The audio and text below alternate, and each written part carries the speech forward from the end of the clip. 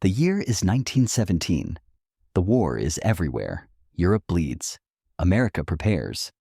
The old order cracks, and through those cracks, new voices rise. One of them belongs to Sarah Breedlove Walker. She is 49 years old.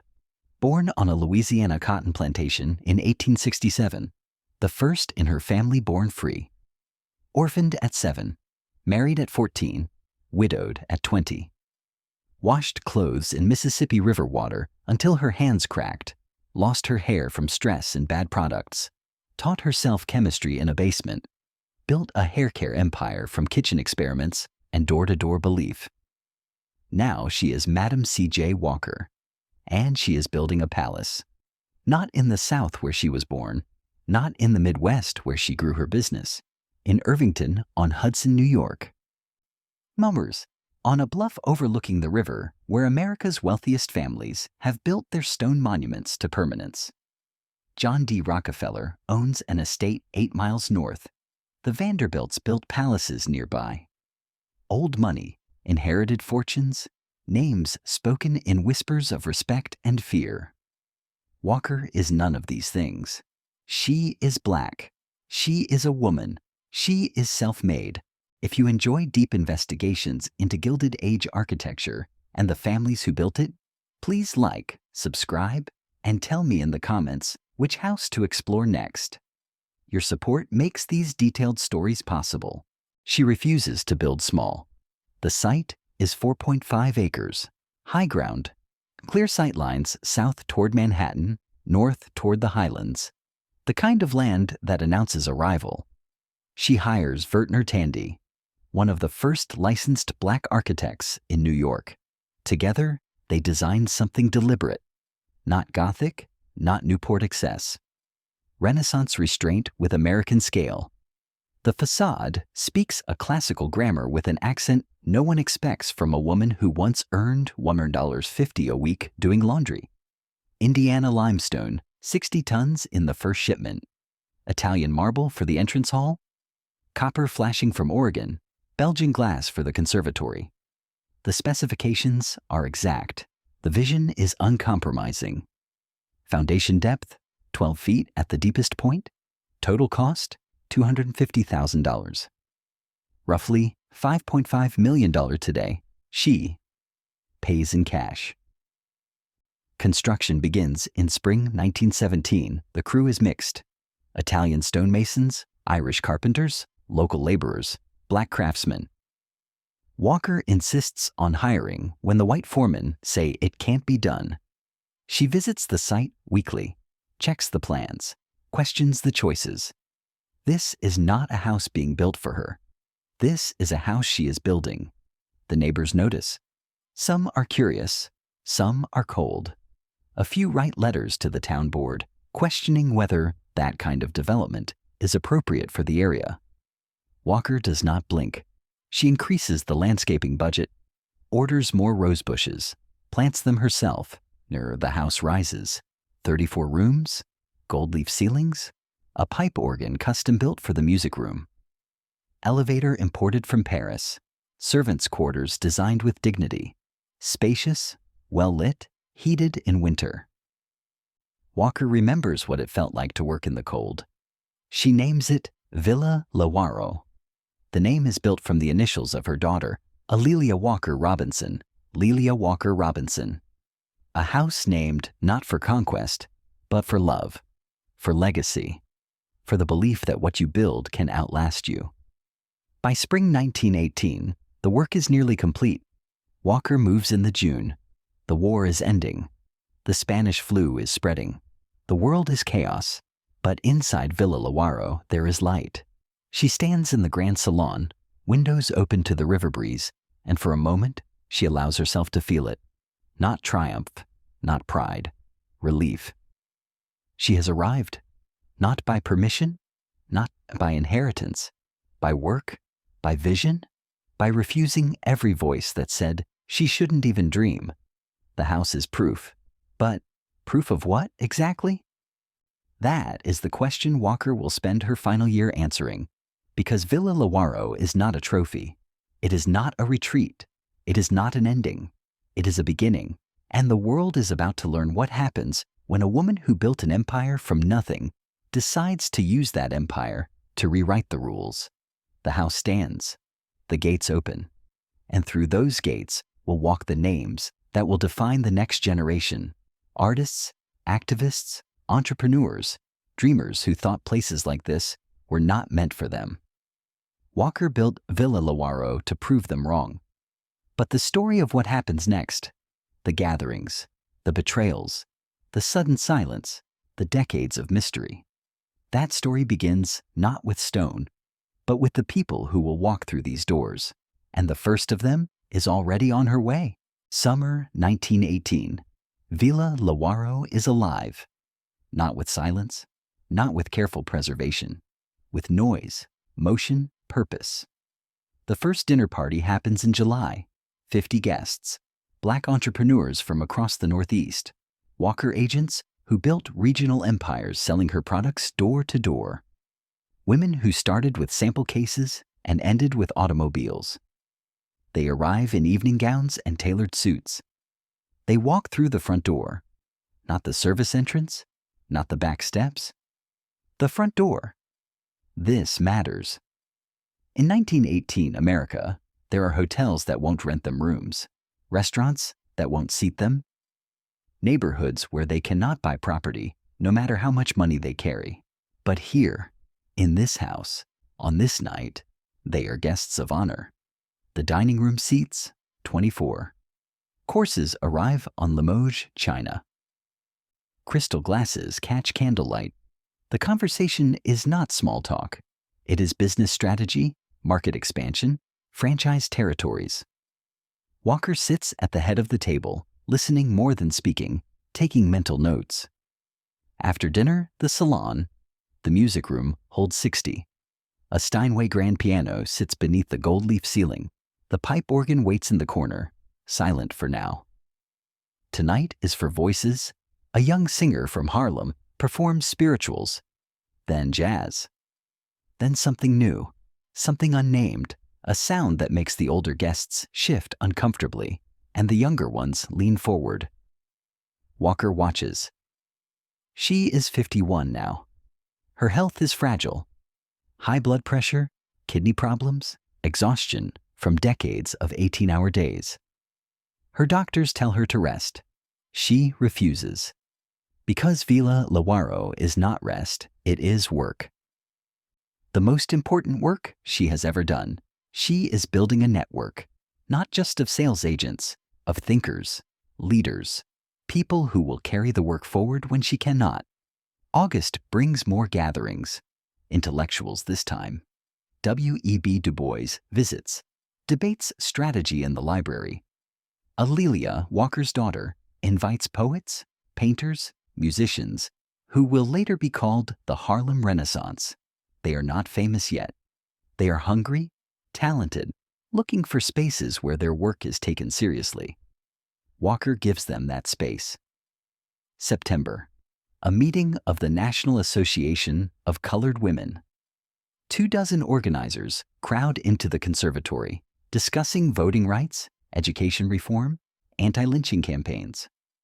Walker funds their travel, feeds them, listens.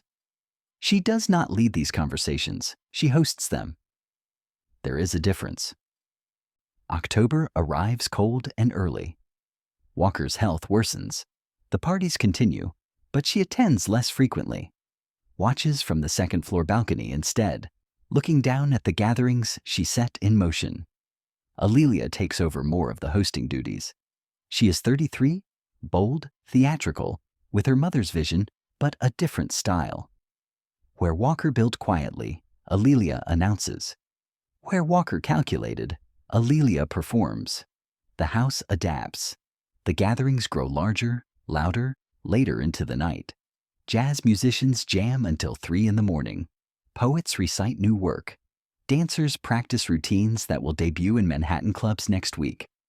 Villa Lewaro becomes known. Not in society pages. Those still ignore Black achievement, but in networks that matter more. Travelers passing through New York ask how to get invited. Letters arrive requesting meetings, mentorship, funding. Walker reads every letter, answers most of them. Her advisors worry, the doctor orders bed rest. Walker ignores him, hosting a luncheon for visiting educators from Tuskegee Institute. She believes time is short. She is right. By November, she can barely climb the stairs.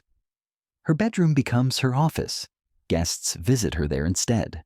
Conversations happen in quiet tones. Plans laid for projects she will not live to see completed. Alelia tries to limit visitors. Walker overrules her. The work doesn't stop because I'm tired, she says. December. The gatherings continue downstairs while Walker works upstairs. The house operates on 2 levels now. Celebration below, calculation above.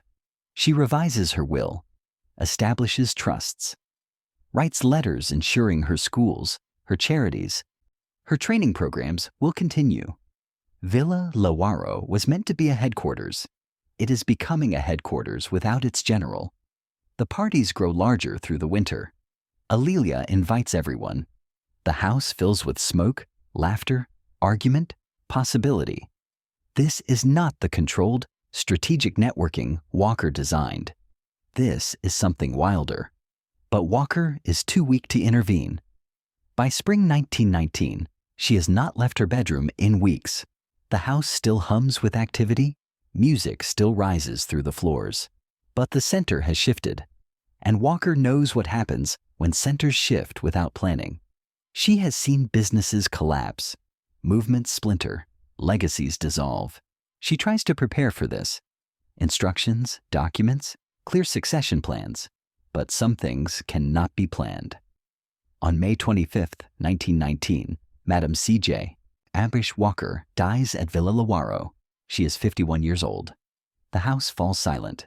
May 25, 1919. Madam C.J. Walker dies in her bedroom at Villa Lewaro. The news travels fast. Telegrams to Indianapolis, Pittsburgh, Harlem. Phone calls to lawyers, business managers, family. By evening, the first mourners arrive at the gates. They keep coming for 3 days. Walker agents from across the country. Women she trained, funded, believed in when no one else would. They stand in the entrance hall where 6 months ago they danced. Now they weep. The funeral is held at Villa Lewaro on May 28th. 2,000 people attend. They overflow the house, spill onto the lawn, line the driveway. Black ministers, white business leaders, politicians, artists, activists. The mixing of worlds Walker spent her life trying to force into existence. Alelia stands in black silk, receiving condolences. She is 34. Suddenly, the inheritor of an empire she never asked to run. The service is simple. Hymns, prayers, eulogies that focus on Walker's work more than her wealth. No one mentions the mansion. Everyone is inside it. After the burial, the reading of the will, Walker left detailed instructions. The house goes to Alelia. The business continues under professional management. Trusts established for education, for Black institutions, for the training schools Walker built in cities across the South. 2/3 of her estate to charity and institutional support. 1/3 to Alelia with conditions. The conditions matter. Alelia must maintain Villa Lewaro as a gathering place for the advancement of the race. She must host meetings, support artists, continue the salons. The house is not just property, it is mission. Alelia reads the will in the library. She does not speak for a long time. Friends assume she is grieving. She is.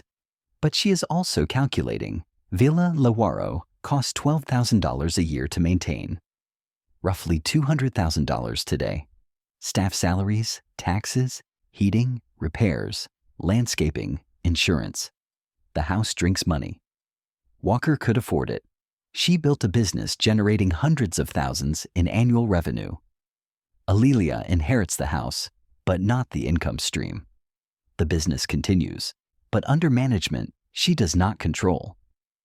She receives dividends, not operational profits, comfortable income, but not empire-building income. And she is expected to maintain an empire-sized house. The math does not work. Alelia does not say this at the funeral, does not say it to the lawyers. She smiles, thanks everyone for coming, promises to honor her mother's vision. But at night, alone in the mansion, she walks room to room adding numbers in her head. 34 rooms, most unused. The pipe organ no one plays. The conservatory that needs constant climate control. The imported elevator that requires specialized maintenance. She loves the house. She cannot afford the house. Not as her mother imagined it. Not as headquarters, salon, gathering place. That version required Walker's energy, Walker's vision, Walker's relentless networking. Alelia is not her mother. She is theatrical, where Walker was strategic. Social, where Walker was methodical. She loves parties, yes, but parties for pleasure, not purpose. The gatherings continue through summer 1919. Artists, musicians, poets. The names that will define the Harlem Renaissance. Langston Hughes will later write about nights at Villa Lewaro, the music that lasted until dawn, the conversations that felt like revolutions beginning. But these gatherings are Alelia's now, not Walker's. The focus shifts, less business strategy, more cultural celebration, jazz instead of franchise discussions, poetry instead of marketing plans, beautiful, important, but different. The Walker agents notice. Some stop coming. The gatherings feel less like headquarters meetings, more like elegant parties. Nothing wrong with that, but not what Walker intended. By fall, the financial pressure shows. Staff reductions, rooms closed off to save heating costs. The conservatory plants thinned out, small cuts, invisible to guests. Alelia considers her options. Sell Villa Lewaro? The will forbids it without trust approval. Rent rooms? Undignified? Scale back the gatherings? Betrays her mother's vision. She is trapped between legacy and reality. The business managers offer advice. Simplify, consolidate, focus on what generates income. Villa Lewaro generates memories, not money. Alelia ignores them, keeps hosting, keeps spending. The house becomes her statement, proof that her mother's world still exists, still matters, but proof is expensive. By December 1919, 7 months after Walker's death, the first mortgage is signed. Small amount, short term, just to cover operational costs until dividends improve. Alelia tells no one. She stands in the grand salon, looking at the Christmas decorations, the guests arriving for another party, the music starting, the laughter rising. Everything looks perfect. The foundation is cracking, not in stone, in economics. And economics always win. January 1920. Prohibition begins. America votes to go dry. Villa Lewaro does not. The parties at Alelia's mansion become legendary for reasons Madam Walker never intended. Bootleg champagne flows. Jazz bands play until sunrise. Writers, painters, musicians, socialites, black and white, rich and radical, mix in ways the rest of America forbids. This is dangerous and magnetic. Carl Van Vechten, white novelist and photographer, becomes a regular. He brings downtown Manhattan curiosity uptown, brings white patrons looking for what they call authentic Negro culture. Alelia welcomes them. Her mother might have calculated the risk. Alelia calculates the spectacle. The house fills with smoke and sound. Langston Hughes reads new poems in the music room.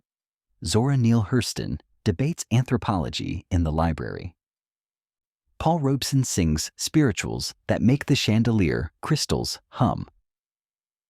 This is the Harlem Renaissance at full volume, and Villa Lewaro is one of its stages, but stages cost money. By 1922, Alelia has taken 3 more mortgages.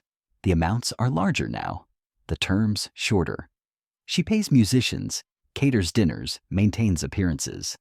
The house looks prosperous. The ledgers tell a different story. Her business managers grow concerned. The Walker Company still generates income, but Alelia's spending outpaces her dividends by thousands annually.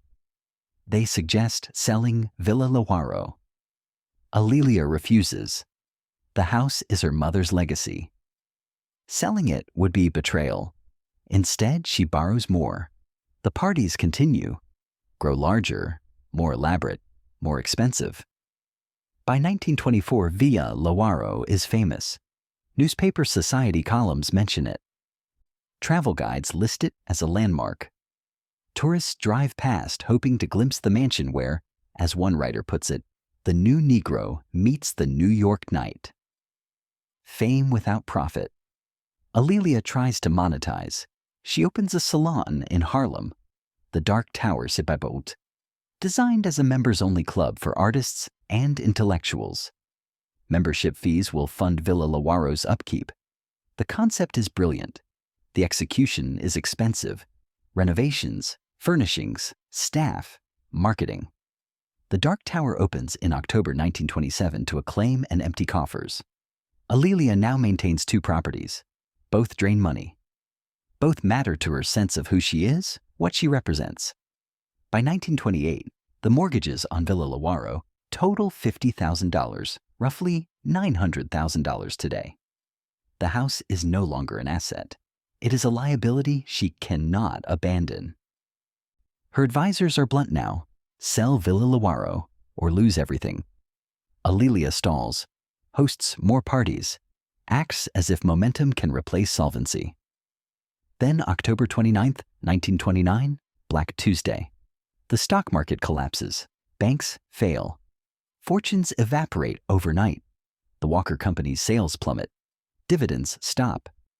Income that barely covered Alelia's expenses now vanishes entirely. The parties at Villa Lewaro stop. Not slowly, not by choice. Immediately. Staff are let go. Most of the house is closed. Alelia moves between Villa Lewaro and Harlem, trying to keep both properties from foreclosure. She fails. By spring 1930, Villa Lewaro is in default. The banks are patient at first. She is still Alelia Walker, still famous, still connected. But fame does not pay mortgages. May 1931, the Dark Tower closes. Alelia cannot afford to keep it open. She focuses on Villa Lewaro, tries to find buyers willing to purchase the property with the condition that it remains a cultural center. No one is buying mansions in 1931, especially not mansions with conditions attached. August 16, 1931. Alelia Walker dies suddenly at a friend's party in Long Branch, New Jersey. She is 46 years old. The cause is listed as cerebral hemorrhage, but friends will later say it was exhaustion, stress, the weight of trying to hold together a world that was already breaking. She dies 12 years after her mother, almost to the month, and like her mother, she leaves behind a mansion and a mystery. The will is simpler this time. Villa Lewaro goes to the Walker estate, managed by trustees. They are instructed to maintain or sell the property as financially prudent. Financially prudent means sell. But who buys a 34-room mansion during the Great Depression? The house sits empty through fall 1931. Winter arrives. The heat is turned off to save money. Pipes freeze. Windows crack. The conservatory plants die. No parties, no music, no gatherings. Just silence and cold. Villa Lewaro, built to announce arrival, now announces absence. The trustees place advertisements. Lower the price, then lower it again. By 1932, the asking price is $50,000. 1/5 of what Madam Walker spent to build it 14 years earlier. Still no buyers.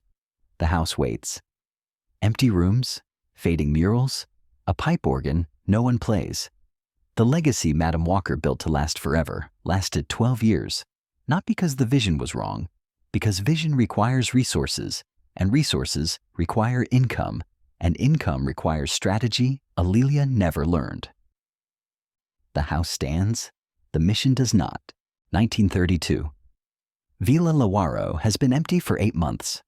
The lawn overgrows. Paint peels near the roofline. Inside, dust settles on gold leaf ceilings. The Steinway grand piano sits untouched, slightly out of tune. The trustees grow desperate. Depression economics mean no one wants luxury estates. The property taxes alone frighten potential buyers. Then in November, an offer arrives. The buyer is Anne E. Poth, a white philanthropist connected to New York charitable circles. She offers $47,000? Below asking price, but the only offer in months. The trustees accept. December 1932. The sale closes. Poth does not move in. She buys Villa Lewaro for the Companions of the Forest in America, a private organization focused on rest and recuperation for women in need. The mansion will become a retreat center, not for artists, not for entrepreneurs. For women recovering from illness, exhaustion, personal crisis. The irony is sharp. Madam Walker built this house while exhausted, died here from overwork. Now it will house others seeking rest she never took. But the mission shifts. Villa Lewaro was headquarters. Now it is sanctuary. The Companions renovate slowly, convert bedrooms to dormitories. The grand salon becomes a common room. The music room becomes a chapel. The pipe organ stays, gets tuned, plays hymns instead of jazz. By 1934, the first guests arrive. Middle-aged white women, mostly. Teachers, nurses, secretaries who need a week away from their lives. They walk the same halls where Langston Hughes once read poetry. They do not know this. The Companions do not advertise the house's history. Madam Walker's name is not mentioned in promotional materials. The connection to the Harlem Renaissance is erased from the narrative, not from malice, from irrelevance. The new owners care about the present, not the past. Villa Lewaro functions as a retreat center for 7 years. Quiet, purposeful, entirely disconnected from its origins. The house adapts. Then 1939. War begins in Europe. America watches, prepares, debates. The Companions of the Forest face financial strain. Donations drop. Retreat attendance declines as women worry about sons, husbands, brothers heading overseas. By 1941, Villa Lewaro is operating at a loss. Pearl Harbor changes everything. Suddenly, America needs space. For training centers, convalescent hospitals, temporary housing. The Companions receive an inquiry. Would they consider leasing Villa Lewaro to the government for wartime use? They would. 1942. The mansion becomes a residence for African American women working in war industries. Full circle, unintentionally. Black women sleep in the bedrooms Madam Walker designed, eat in the dining room where she hosted entrepreneurs, walk the grounds she planted. Most do not know who built this place. The war effort does not emphasize history, it emphasizes production. These women work in factories, shipyards, munitions plants. They come home exhausted to a mansion built by a woman who understood exhaustion intimately. The house witnesses their lives, does not speak. The war ends. August 1945. The women leave Villa Lewaro, return to regular life, carry no knowledge that they lived inside a legend. The Companions reclaim the property, try to restart the retreat center. But post-war economics are different. Women want new things, not rest. The culture shifts toward motion, suburbs, modernity. Old mansions feel like relics. By 1947, the Companions admit defeat. Villa Lewaro costs too much to maintain. The building needs major repairs.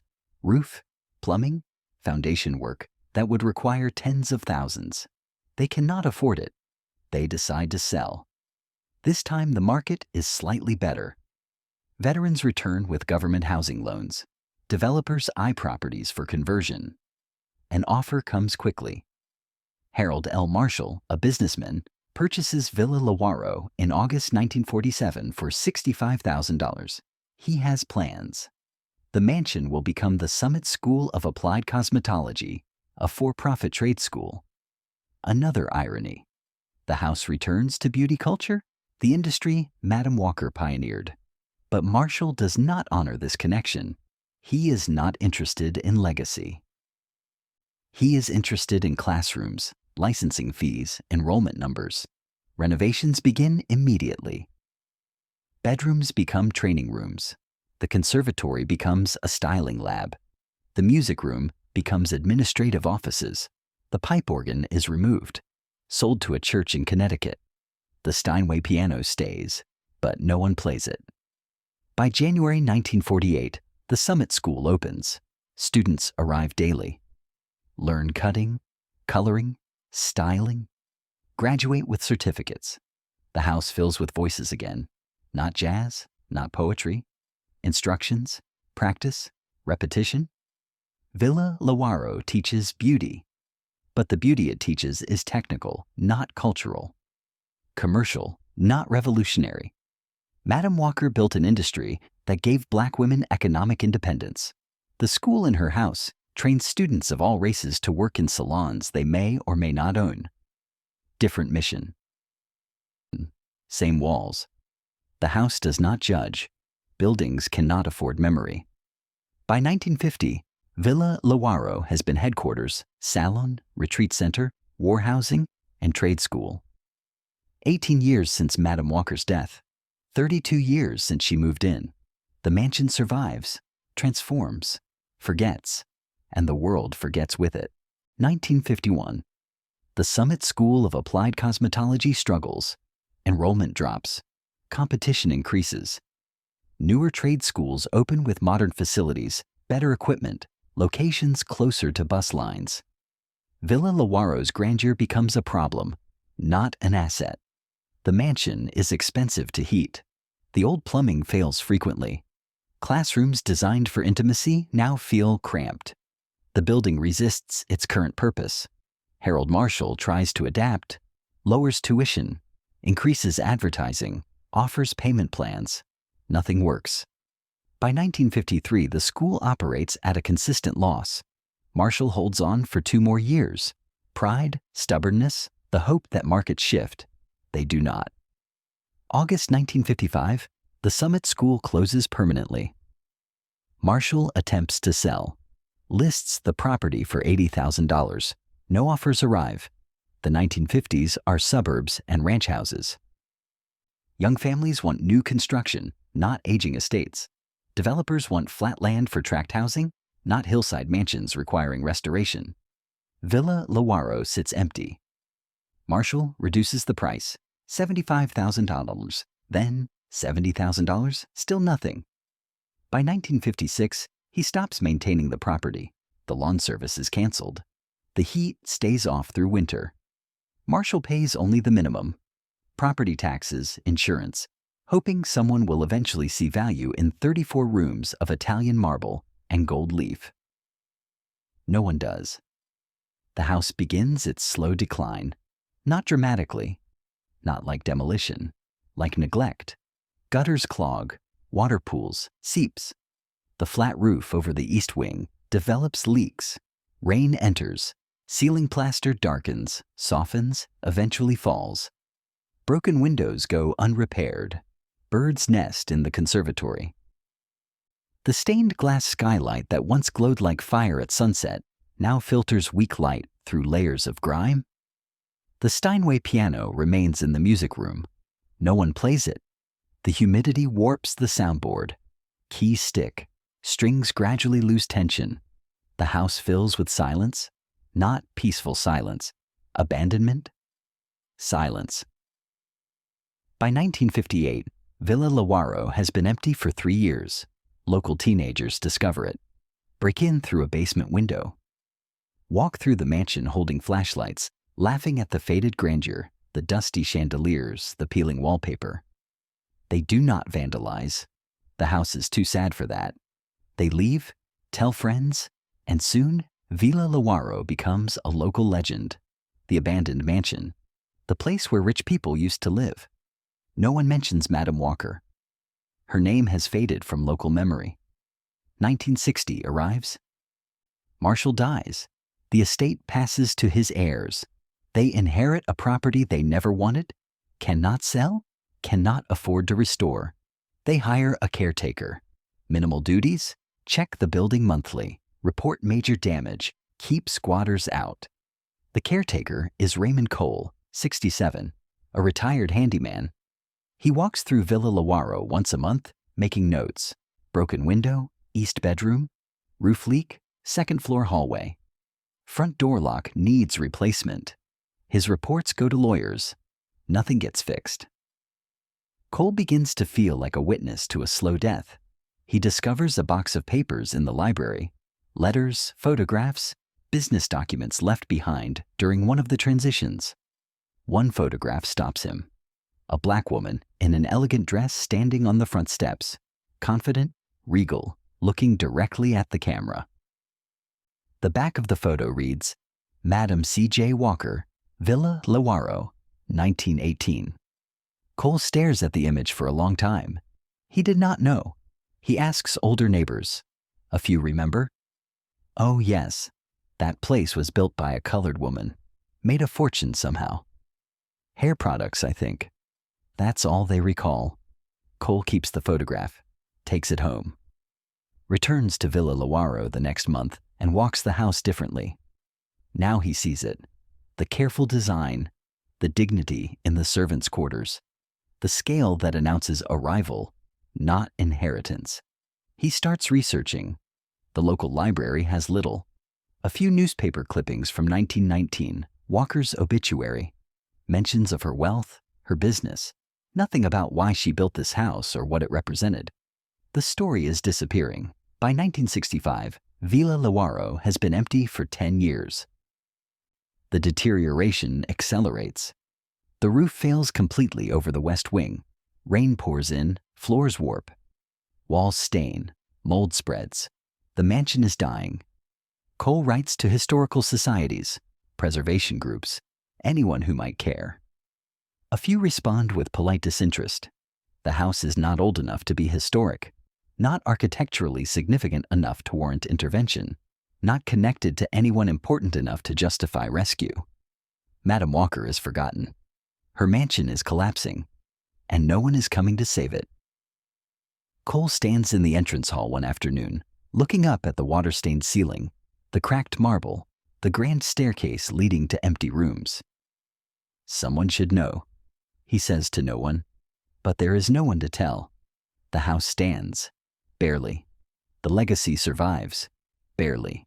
And time, indifferent as always, continues its work. 1970. America is changing again. The civil rights movement has rewritten laws, shifted consciousness, demanded recognition of stories deliberately erased. Black history becomes a subject, not a footnote. Scholars begin searching for lost landmarks, forgotten figures, places that survived when the narratives around them did not.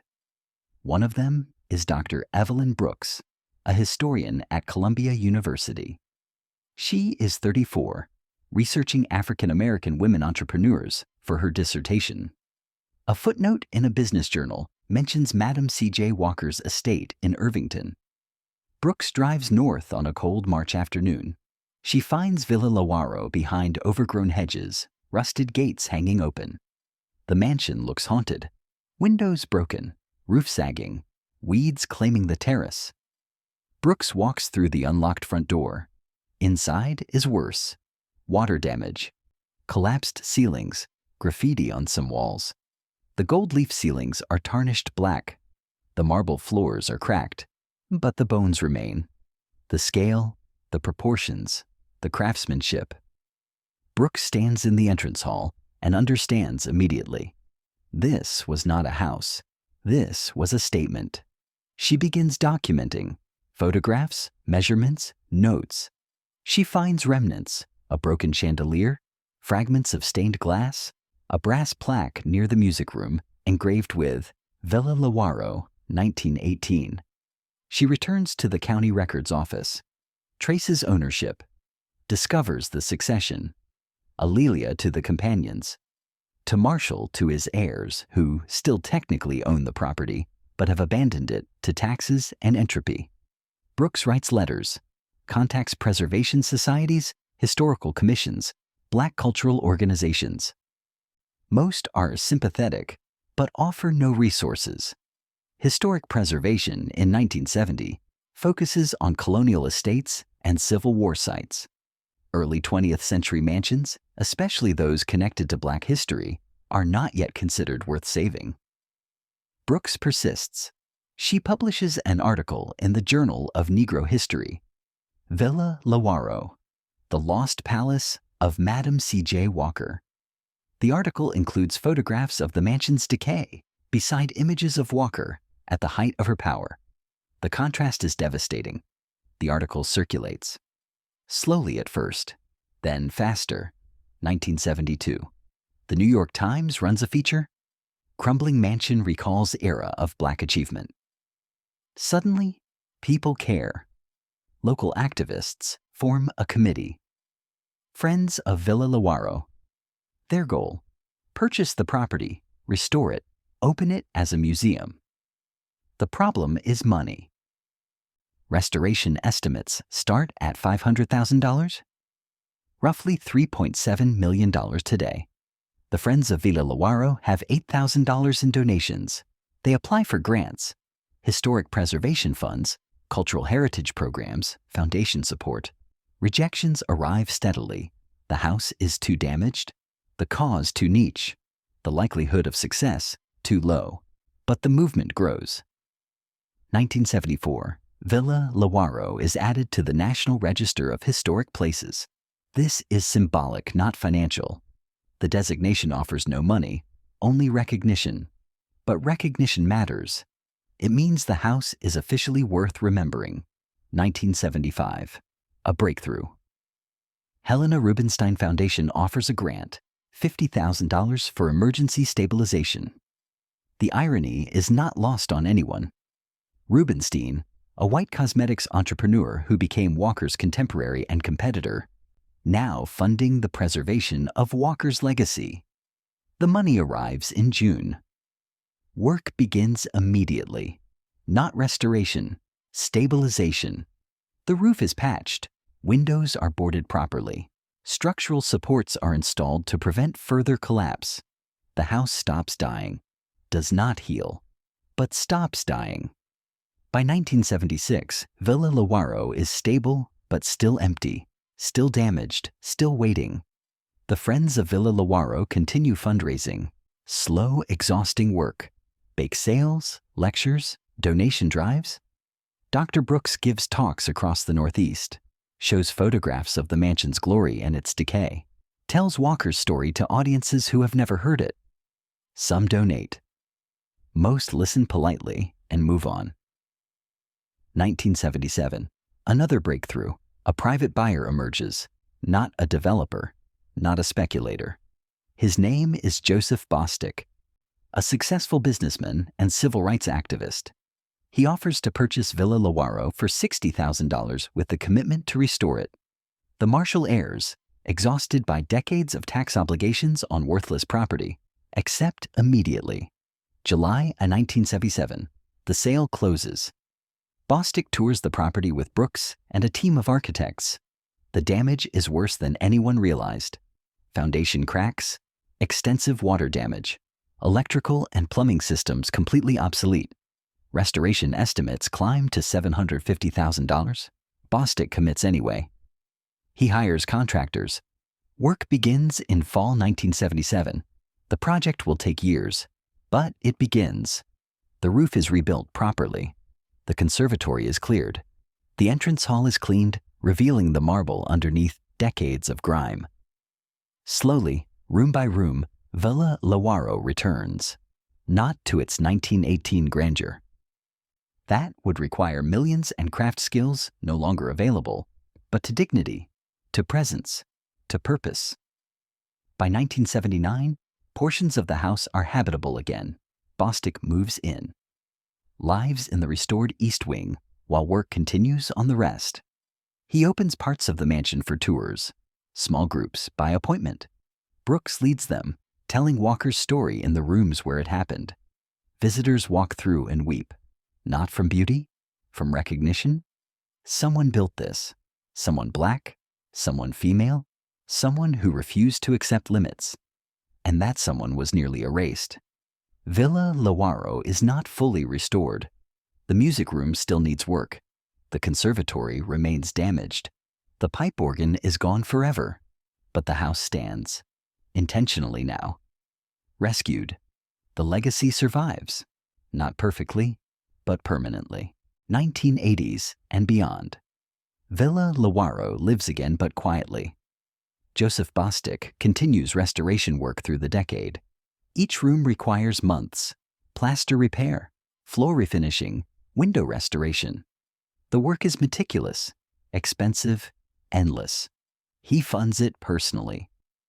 Opens the house occasionally for fundraisers, educational tours, cultural events.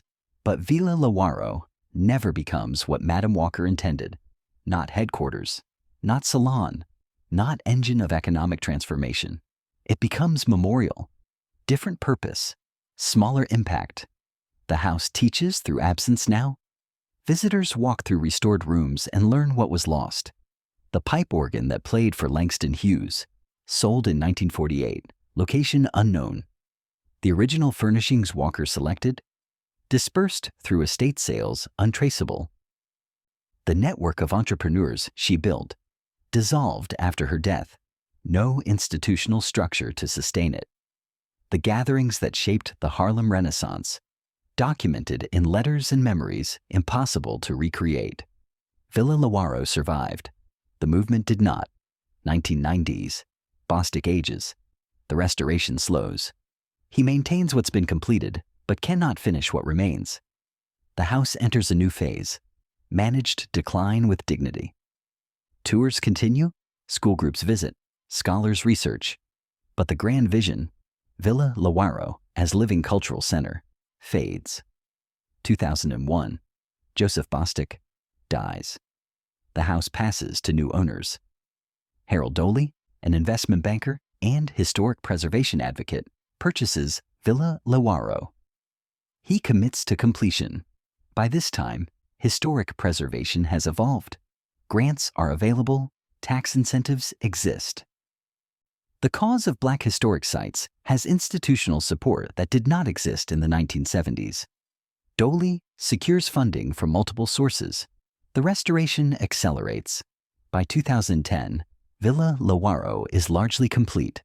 The entrance hall gleams. The stained glass skylight is restored. The music room rebuilt. The conservatory functional again. The house looks like 1918. Almost. But something essential is missing. Not materials. Not craftsmanship. Purpose. Walker built Villa Lewaro to change the world. Now it reminds people that change was attempted. Inspiration, yes, but not activation. Present day. Villa Lewaro stands on its bluff overlooking the Hudson. Tours run regularly. The house is on the National Register, a National Historic Landmark, protected by designation and funding. It will not be demolished, will not be forgotten again. But visitors walk through and ask the same question. Why did this nearly disappear? The answer is economics. Always economics. Grand houses require grand incomes. Movements require infrastructure. Legacies require intentional maintenance. Walker understood this. She built a business empire to fund her vision. Alelia inherited the vision without the empire. The house became unsustainable the moment it separated from income. And America let it collapse because in the 1930s, 40s, 50s, 60s, no one with resources cared about preserving Black achievement. Not malice necessarily. Indifference. Which is worse because indifference does not even recognize what it destroys. Villa Lewaro survived by luck. A few committed people. Timing. The historic preservation movement arriving just before total collapse. Hundreds of other sites did not survive. Walker's training schools demolished. Her business headquarters gone. The homes of her top agents erased. The documentation of her network scattered, lost. Villa Lewaro is the exception. The one piece of physical evidence that Madam C.J. Walker built an empire and used it to try to reshape American possibility. And it nearly was not enough. The house teaches this, not through plaques or explanations, through its own survival story. Rooms that almost rotted teach the fragility of legacy. Restored marble teaches that rescue is possible, but not guaranteed. Empty spaces where the pipe organ stood teach that some losses are permanent. Visitors leave Villa Lewaro understanding something they did not understand before. History does not preserve itself. Buildings do not save themselves. Stories do not survive by accident. Someone has to care. Actively, expensively, persistently care. For Villa Lewaro, enough people cared in time. Barely. The question now is different. What are we not saving today? What mansions, what movements, what networks of marginalized achievement are collapsing right now while we look away? Because Villa Lewaro's near erasure was not unique. It was typical. Most Black landmarks from the early 20th century are gone. Most records of Black business networks are lost. Most physical evidence of achievement outside the white mainstream has been demolished, abandoned, or repurposed beyond recognition. Villa Lewaro survived. And survival, in this case, is not triumph. It is warning. The house stands on the bluff, elegant and restored, telling a story about a woman who built an empire from nothing. But it tells another story too. Quieter, but more urgent. Everything can be lost, even stone, even legacy, even truth, unless someone decides otherwise. Villa Lewaro exists today because a few people, Brooks, Bostic, Doley, anonymous donors, volunteers, activists, decided it mattered. They were right, but they almost were not enough. And next time, they might not be. Stand at Villa Lewaro today. Look at the restored limestone, the rebuilt skylight, the polished marble floors. It looks like victory. It is not. It is survival. And survival is not the same thing. Madam C.J. Walker did not build this house to survive. She built it to lead. Headquarters, not monument. Engine, not museum. A place where Black women would gather to plan empires, not remember one. That version of Villa Lewaro died in 1919. What stands now is beautiful, important, educational. But it is not what Walker intended. And that gap, between intention and outcome, tells the real story. Walker built a network of 20,000 sales agents, women who owned their own businesses, controlled their own incomes, operated with autonomy rare for any woman in 1910s America, impossible for most Black women. She built training schools in Pittsburgh, Indianapolis, New York, teaching not just cosmetics, but bookkeeping, marketing, business management. She funded anti-lynching campaigns, women's suffrage organizations, Black educational institutions. She used Villa Lewaro as the nerve center for all of it. When she died, the business continued, but the network dissolved. The training schools closed within a decade. The agent system gradually centralized, corporatized, lost its revolutionary character.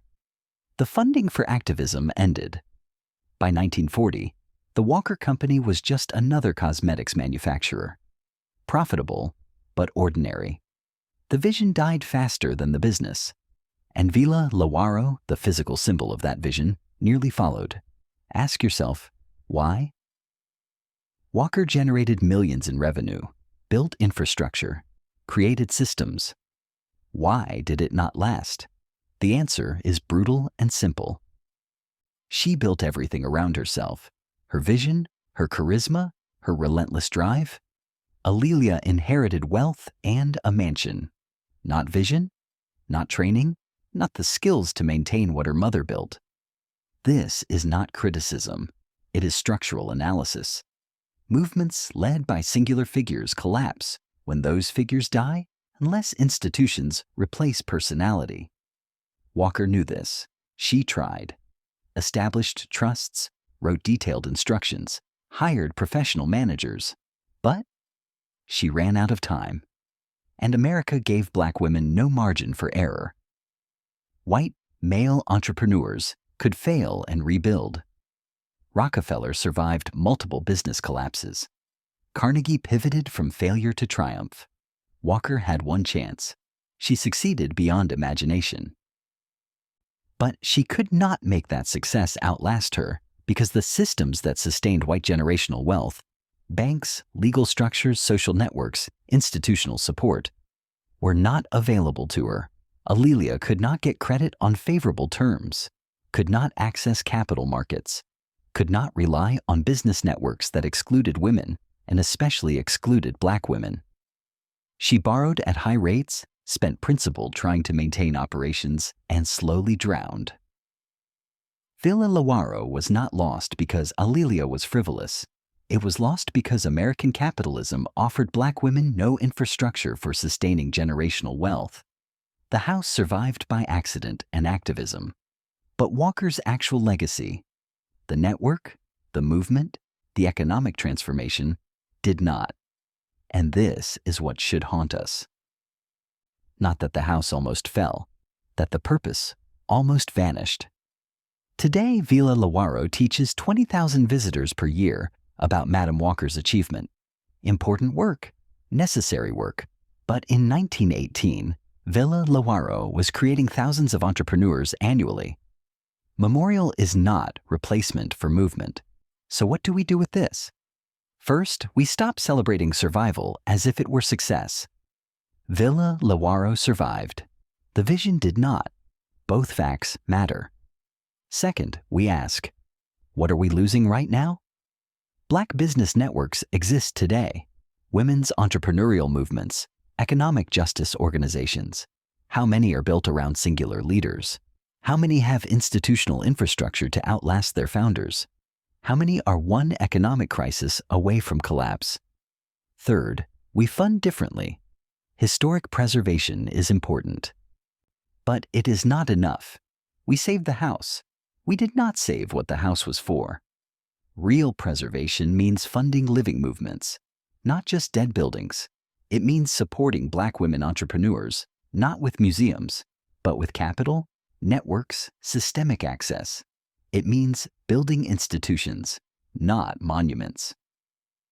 Fourth, we tell the whole story. Madam Walker succeeded impossibly. Then her success collapsed predictably. Not because she failed, because America failed to provide the infrastructure that makes success sustainable for people like her. That is the story Villa Lewaro tells if you listen past the gold leaf and marble. Walker built beauty, built wealth, built possibility, and America nearly let it vanish. Not through destruction, through indifference, through structural inequality, through the casual erasure of achievement that does not fit the preferred narrative. Villa Lewaro stands today because people fought for it. The movement Walker built does not stand because no one could fight for it effectively once she died. Buildings can be restored. Movements, once lost, are gone. So when you visit Villa Lewaro, admire the architecture. But do not mistake restoration for resurrection. The house is saved. The legacy is still at risk. Because the systems that nearly destroyed Villa Lewaro, racism, sexism, economic exclusion, institutional indifference to black achievement, are still operating. Different forms, same function. Walker would not want a museum. She would want a movement. The house stands. That is not nothing. But it is not enough. The facts are settled now. Madam C.J. Walker built Villa Lewaro in 1918. Cost, $250,000. Purpose, headquarters for economic revolution. She died in 1919. The house passed to A'Lelia. A'Lelia died in 1931. The house changed hands 6 times in 20 years. It was retreat center, war housing, trade school, abandoned ruin, nearly demolished, eventually saved. It stands today, restored and protected. This is history. Documented, archived, settled. But history is not conclusion. It is assignment. Because the story of Villa Lewaro is not about one mansion's survival. It is about what we choose to remember, what we choose to forget, and what those choices cost. Walker was erased from American consciousness for 50 years, not because her achievement was small, because acknowledging it would complicate the narrative. In the story America preferred to tell itself, wealth came from inheritance or white male genius. Walker was neither, so her story was minimized, then ignored, then nearly lost. Villa Lewaro almost disappeared because the woman who built it was not supposed to matter. That is the truth we must sit with. The house was saved, but thousands of similar stories were not. Right now, across America, there are landmarks connected to Black achievement, women's history, immigrant success, indigenous resilience, sites that are collapsing, unfunded, unprotected. They will not survive without intervention. Villa Lewaro was lucky. It got Brooks, it got Bostic, it got Doley, it got enough people who cared enough to act. Most sites do not get that.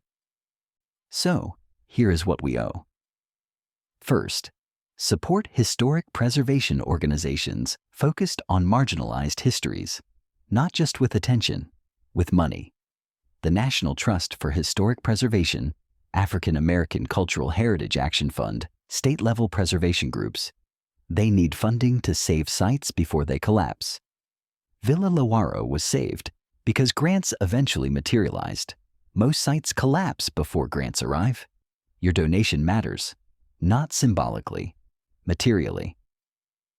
Second, visit historic sites connected to marginalized achievement. Every ticket purchased justifies preservation budgets. Every visitor convinces funders these stories matter. Villa Lewaro operates as a house museum today. It needs visitors to survive financially. But so do hundreds of other sites. Harriet Tubman's home, Cesar Chavez's headquarters, the Stonewall Inn, indigenous cultural centers, women's suffrage landmarks. They exist on thin margins. Your presence thickens those margins. Third, demand inclusion in institutional history. Schools, museums, historical societies still center white male narratives, not from malice, from inertia. Ask your local historical society, what sites connected to Black history, women's achievement, immigrant success are you preserving? If the answer is none, ask why. If the answer is we don't have funding, organize funding. Fourth, support living movements, not just monuments. Preserving Villa Lewaro is important, but it does not create new Madam Walkers. If you care about Walker's legacy, support Black women entrepreneurs today. Buy from Black-owned businesses. Invest in women-led startups. Mentor emerging entrepreneurs. Fund business training programs. Walker did not want to be remembered. She wanted to be replicated. Fifth, tell the uncomfortable stories. Villa Lewaro's near destruction was not accident. It was structural racism functioning as designed. The house survived despite American systems, not because of them. That fact should radicalize us. Historic preservation is not nostalgia. It is resistance against erasure. When you visit Villa Lewaro, tell people why it almost disappeared. When you share Walker's story, include Alelia's struggle. When you celebrate survival, acknowledge what was lost. The full story, achievement and collapse, rescue and failure, is more important than the sanitized version. Sixth, act locally. There is a historic site near you that needs help. A landmark connected to local Black history, women's achievement, labor organizing, civil rights struggle. It is probably underfunded, undervisited, at risk. Find it. Support it. Advocate for it. You do not need to save Villa Lewaro. It is already saved. But there are hundreds of sites that need what Villa Lewaro got. Attention, funding, people who care enough to fight. Be those people. Seventh, understand that preservation is political. Choosing what to save is choosing what to value. For decades, America chose to save plantation estates while Black churches collapsed. chose to save industrial baron mansions while labor union halls were demolished, chose to save military forts while indigenous sites were paved over. These were not neutral decisions. They were ideological choices about whose stories deserved permanence. We can choose differently, but only if we recognize that preservation is not a political appreciation of beauty. It is active determination of which truths survive. Walker built Villa Lewaro to prove Black women could build empires. The house stands today because people decided that proof mattered. Thousands of other proofs did not survive because not enough people decided in time. The question is not, can we save everything? The question is, what are we choosing to lose right now through inaction? Villa Lewaro survived. What will you save? Not rhetorically, literally. What site, what story, what achievement will you act to preserve? Because history does not save itself. Buildings do not rescue themselves. Legacies do not survive by accident. Someone has to decide they matter. Villa Lewaro exists because people decided. Your decision is next. The mansion stands. The choice is yours.